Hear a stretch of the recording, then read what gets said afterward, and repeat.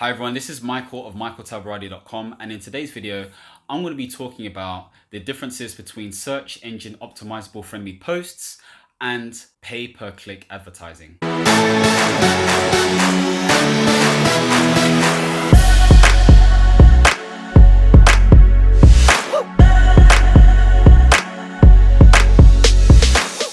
Now, the reason I'm doing this is because some people knock the whole PPC thing, i.e. paying for ads and basically trying to get leads and stuff. But some people knock the whole sort of like writing blog posts and doing that until you get some sort of yield or result. My personal opinion is you need to do both at the end of the day. You need to do both. Like, it's about making sure that you get yourself out there as much as possible. And for someone who's a solopreneur or getting started in this by yourself, then at the end of the day, it's difficult. So you need to think about what your plan is, what your structure is, like what are you aiming to do? And I think you need to try and do it as systematically as possible.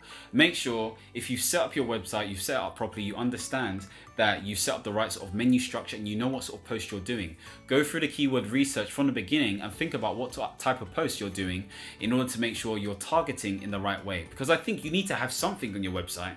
See, when I started doing posts back in 2011 and gradually sort of like made my posts a bit more targeted and stuff, I realized that when people needed help with something, I could just send them my link. And with that link, they were consuming information that enabled them to get their problem solved, which is really important because then what happens is that it positions me as the expert. So you need to have some sort of content on your website, okay? That's my personal opinion. Some people say you don't have to X, Y, and Z, blah, blah. But I think it's important to make sure you have some content on your website because whilst everyone's focusing on pay-per-click advertising for Facebook ads and stuff, what's happening is that it's opening up a space for other people to start writing. Now, don't get me wrong, there's a lot of content out there and there's continuing to be a lot of content out there on Google, but you can take advantage of it because a lot of people are not targeting their stuff. A lot of people are writing for writing's sake. It's hit and miss. So if you can have the right sort of strategy from the get-go and have that as part of your, daily activity or weekly activity, then it's going to yield a positive result because what ends up happening is your unique users increase in terms of activity.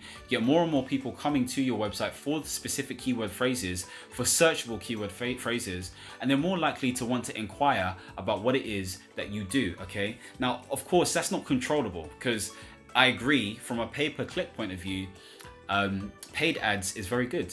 And these are the reasons why it's very good. Number one, it's targeted. Number two, it's faster.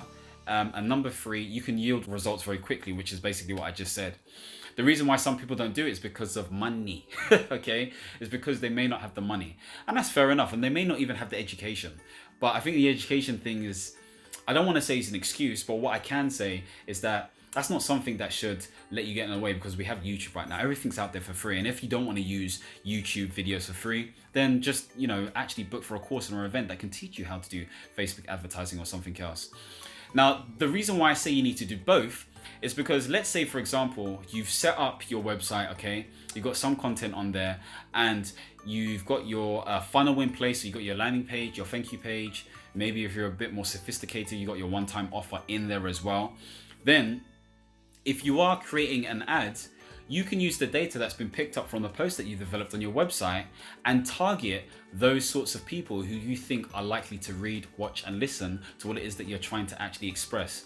And that's why it's very good to make sure that you have a website because, again, you're targeting different types of people. Even if you're not even sort of like letting organic outreach happen, you can use those blog posts and target people on Facebook who you think are going to read that stuff because, again, they're consuming that content. And then you can retarget people for a specific offer. So they work hand in hand. It makes sense to do it. Whether you're using a pay-per-click strategy or an SEO strategy solely, I think you can combine the two at some point, one way, shape, or another.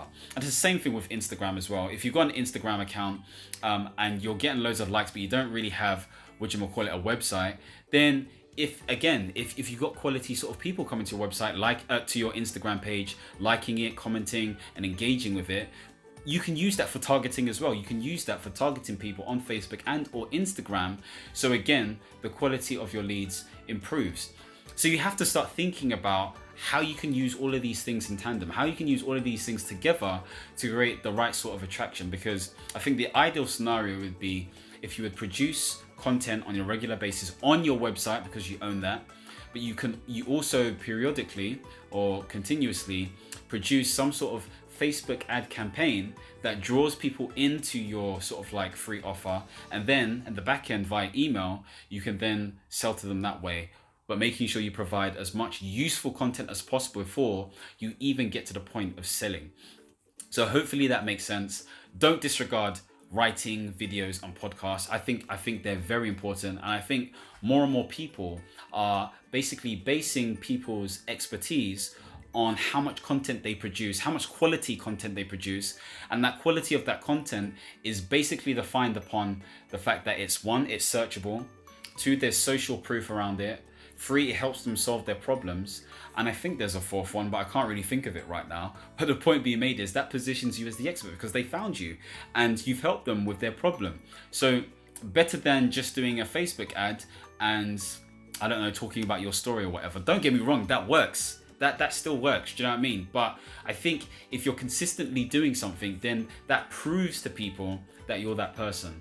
But at the same time, there are Facebook advertisers who would say, well, I don't need to do all that malark. I can just do the one-off ad and keep that running. And that's true. Keep on doing what you're doing. I don't think there's anything wrong with that. I think you should just combine both strategies because I think in the long term, it will definitely help you out. For those people who are just searching for you as the brand or for your content because it's so optimizable for what they're searching for.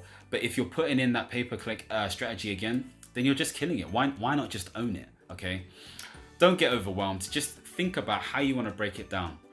Definitely have some sort of posting strategy in place for you on a weekly basis, but don't be scared to set up a Facebook ad as well, or any other type of ad that you think is usable for your platform. Hopefully this has made sense. If you like what I said today, make sure you subscribe, make sure you give this video a thumbs up, and if you feel that anyone could benefit from this video, make sure you share it with them too. Take care, God bless, understand, reach, and expand. Peace.